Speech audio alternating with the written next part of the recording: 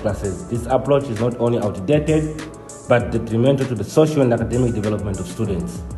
Co-educational environment fosters essential social skills. Boys and girls learn together. They develop ability to communicate and collaborate effectively across genders.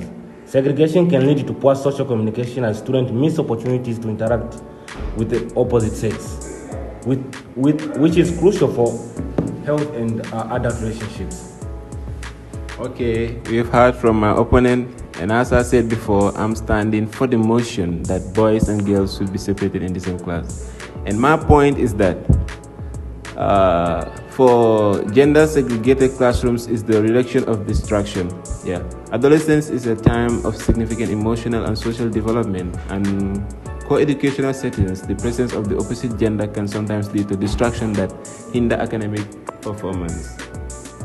And then another core factor that make me stand for the motion that boys and girls should be separated in the same class is social dynamics. And I say the complexities of teenage relationship can create an environmental where students are more focused on social interaction than learning. And another core factor is peer pressure. Like genders should, men and women are literally not the same, and sometimes there is this social anxiety between them. So a class whereby there is only men and a class whereby there is only female, there is more interaction and there is less anxiety between them for them to foster their opinions, and that's enhanced, or it boosts up the level of confidence and education between the students. And I said, by creating a focused environment where students can concentrate on their studies without these distractions, we can foster better academic outcomes. Thank you. In my opinion, I oppose this motion. Boys and girls should be separated in different classes. My point is promotion of gender stereotype. Gender segregation reinforces harmful stereotype. It suggests that one gender is superior to another, leading to sexism and discriminations. Studies have shown that segregated classroom can cultivate bad attitude, making students believe that their gender is either better or inferior. This environment doesn't prepare students for advice, workplace, or society.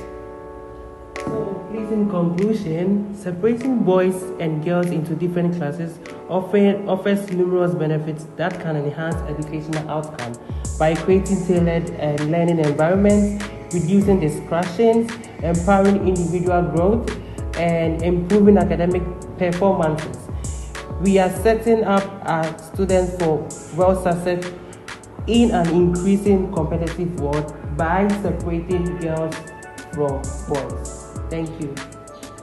For the second, I have a second argument, which stands on the legal and ethical concern. So implementing gender segregated education raises legal regarding discrimination. For instance, the American Civil Liberties Union has argued that such practices violate Title IX, which promotes gender equity in education. By segregating students, which risk perpetuating inequality rather than fostering inclusive education environments. Okay, I have another point to stand on, and I say for higher test scores, because students in single gender classrooms frequently outperform their co-educational peers and standardized tests. And another one is increased engagement, because I similar stated before, like with the same gender, we have a tailored teaching methods and reduced distractions, so students are often more engaged in their learning processes. Another argument stands on a lack of empirical support. Research on effectiveness single-sex education is inclusive. Many studies indicate that co-education setting provide a richer experience and better academic outcome than segregated classroom.